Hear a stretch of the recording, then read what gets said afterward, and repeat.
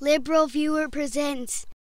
So yeah, this issue about ISIS, or some people call it ISIL, the Islamic State in Iraq and Syria, that's ISIS, and then ISIL is Islamic State in Iraq and the Levant, includes Syria and Lebanon and Jordan and you know, that whole area there, so is a little bit more menacing. And speaking of whether ISIS is menacing or not, there seemed to be a campaign, not just from some of the politicians, but even from some of the journalists, as to whether ISIS was the number one or possibly the number one threat to the United States homeland. In a minute I'm going to show the Republican head of Homeland Security Committee in the House of Representatives, Michael McCaul, over on NBC's Meet the Press, say it is the number one threat to the U.S. homeland, and claim that the Secretary of Homeland Security, who is an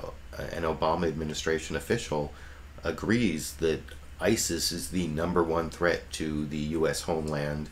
But one of the interesting things about the quote from Representative Michael McCaul is that it had this lead-in where both David Gregory, in his handoff to NBC reporter Andrea Mitchell, he says it's like perhaps the number one threat to the U.S. homeland, and then Andrea Mitchell, you'll see by the end of her report, which really hypes the threat from ISIS, also says maybe the number one threat to the U.S. homeland in this clip. I want to get the very latest on the extremist group ISIS and how, in just a short time, they have come to be perhaps the biggest terror threat to face the United States. Our chief foreign affairs correspondent, Andrea Mitchell, has more.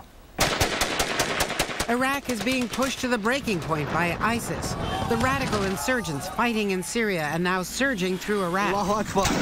Allahu Akbar. So extreme, even Al-Qaeda rejected ISIS for its murderous tactics. It is brutal, well-organized, some 10,000 Sunni militants operating more like an army than ragtag insurgents, looting banks, seizing oil fields, and selling the oil, executing anyone who gets in their way. It also poses a great danger potentially to Europe and ultimately the United States. Their goal? Form a hard-line Islamic State from Syria to Iraq and beyond. Their progress so far, nothing short of terrifying. What they've done in Iraq, what they've done in Syria, and what they've looked to do in the West means that they are certainly the best funded, one of the most organized, and one of the most dangerous terrorist organizations in the world today. ISIS fundraising looks more like a corporation than a terror group. Just look at their last annual report. Glossy, highly produced, measuring performance by listing nearly 8,000 attacks in Iraq, 1,000 assassinations, 4,000 roadside bombs, an elaborate pitch to raise money from foreign backers, principally in Saudi Arabia, Qatar, and Kuwait. And it absolutely has capacity and wherewithal to maximize its presence in social media using techniques that many have said would be the envy of corporations. ISIS also raises tens of millions of dollars through smuggling, extortion, and kidnapping for ransom. Answer the call of Allah and most alarming, this just released video, which NBC News cannot independently confirm. A sophisticated propaganda offensive, even using English to attract Western recruits, including Americans who could travel more easily to Europe and the U.S. Potentially one of the most significant terror threats now facing the homeland.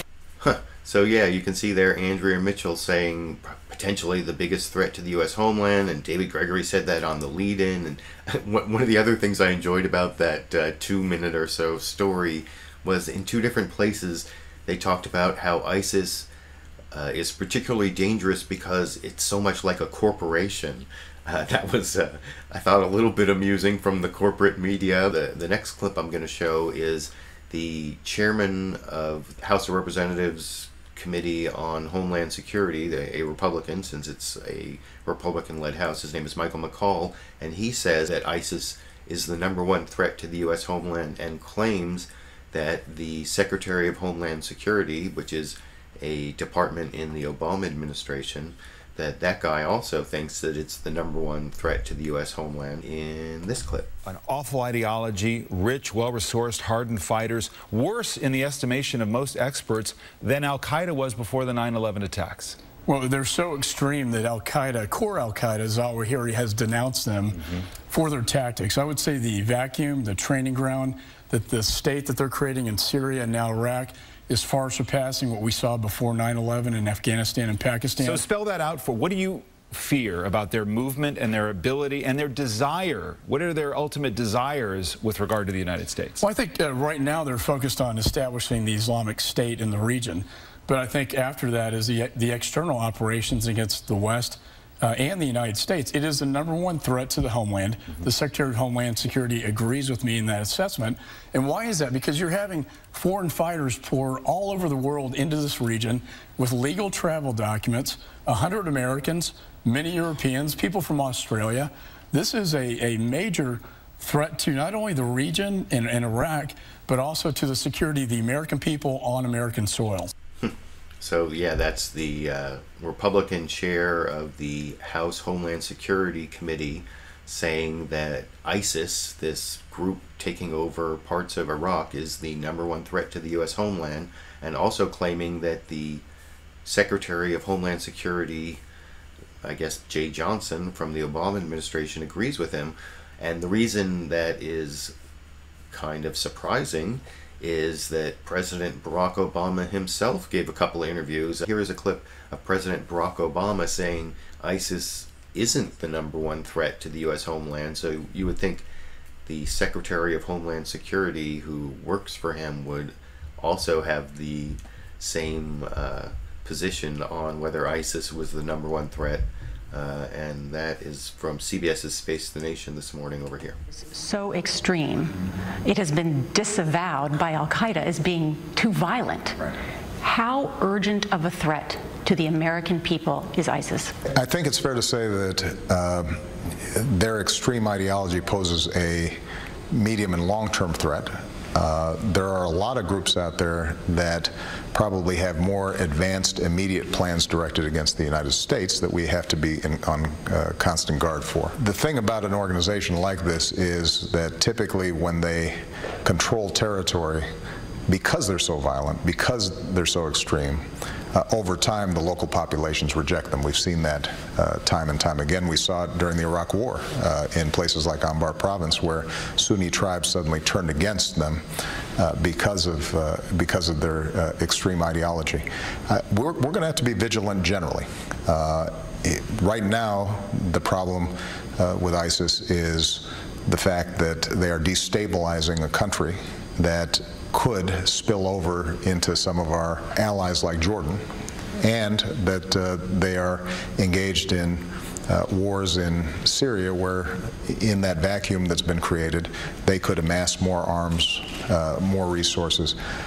But I think it's important for us to recognize that ISIS is just one of a number of organizations that we have to stay focused on. Al-Qaeda in Yemen is still very active, and we're staying focused on that. In North Africa, you're seeing organizations, including Boko Haram, that kidnapped all those young women, that is extreme and violent. And this is going to be a global challenge, and one that the United States is going to have to address, but we're not going to be able to address it alone. And as I said yesterday, what we can't do is think that we're just going to play whack-a-mole and send U.S. troops occupying various countries wherever these organizations pop up. We're going to have a more focused, more targeted strategy, and we're going to have to partner and train local law enforcement and military to do their jobs as well. Now, I think that's actually a more balanced assessment of the threat posed by this ISIS group than the hyping I showed over on NBC's Meet the Press from David Gregory, Andrea Mitchell, Republican Michael McCall, and what Michael McCall claims the guy who works for Barack Obama told him, which doesn't really make sense, that the Secretary of Homeland Security who works for Barack Obama would say that ISIS is more of a threat than Barack Obama is saying, because they're supposed to have the same message. I don't know what that's about, but I want to know what you think. Is President Obama's Secretary of Homeland Security really characterizing ISIS as more of a threat than President Obama is? And regarding the threat itself, is ISIS really the #1 threat to the U.S. homeland? YouTube, you decide.